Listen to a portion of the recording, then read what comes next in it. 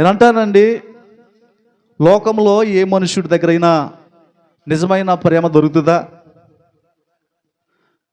దొరకదు.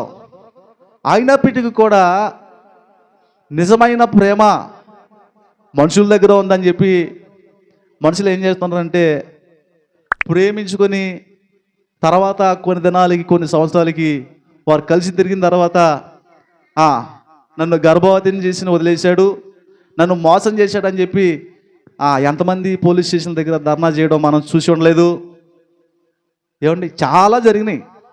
ఎందుకని? మరి లోకంలో నిజమైన ప్రేమ ఉందని వారు అనుకుంటున్నారు కదా.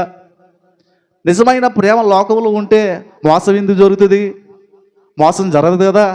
నేను నిన్ను ప్రేమిస్తున్నానని చెప్పి ప్రారంభంలో చెప్పినటువంటి వ్యక్తి చివరి వరకు వచ్చేసరికి వదిలేసి వెళ్ళిపోవడం అది నిజమైన ప్రేమ ఉన్నట్లా? కాదండి. అసలు నిజమైన ప్రేమ లోకంలో ఎక్కడ దొరుకుతుందా అని చెప్పి ఎవరైనా అన్వేషించారా? పోనీ తల్లిదండ్రుల దగ్గర కుమారులకి నిజమైన ప్రేమ దొరుకుతుందా? పోనీ కన్నబిడ్డల దగ్గర అయినా నిజమైన ప్రేమ దొరుకుతుందా? దొరకదు.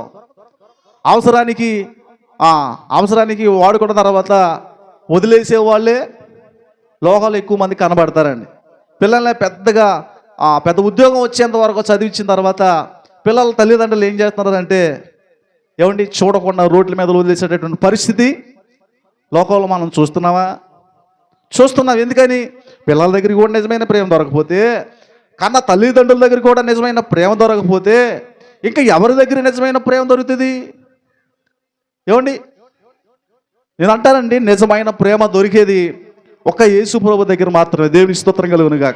ఆయన అంటాడండి, శాశ్వతమైన ప్రేమతో నేను నిన్ను ప్రేమించున్నాను అంటాడండి. నిజమైన స్నేహితుడు విడువక ప్రేమిస్తాడు. అన్నీ ఉన్నప్పుడు ప్రేమించేవారు కాదండి. ఏమీ లేనప్పుడు కూడా, మన దగ్గర ఏమీ లేనప్పుడు కూడా ప్రేమించేవారే నిజమైన ప్రేమ గలవారు. దేవుని స్తోత్రం కలుగును.